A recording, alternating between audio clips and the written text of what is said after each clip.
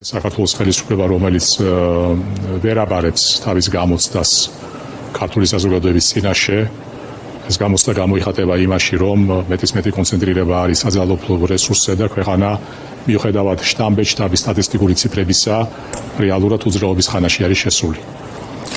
ასევე ქართული ხელისუფლება ვერ ამართლებს მასზე დაგისრებულ მანდატს, რომ ქართული ინტერესები ღირსეულად წარმოადგინოს საერთაშორისო არენაზე.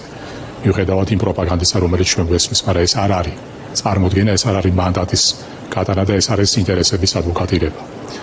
ჩვენ ასევე გავხდით მოწმენი იმისა, რომ ქართული ოპოზიციური სპექტრი რეალურად მოექცა გამოუვალ მდგომარეობაში, პრაქტიკულად გამოუვალ მდგომარეობაში და შეიძლება ჩვენ ამაშიც ვეძებოთ გარკვეულწილად ის დადებითი დასკვნებისათვის გასაკეთებელი მასალა, რომ ეს იგი რაღაცა მოძველდა, რაღაც უკვე კრიტიკას ვერ უძლებს და შესაბამისად უნდა გადავეწყოთ ახალზე.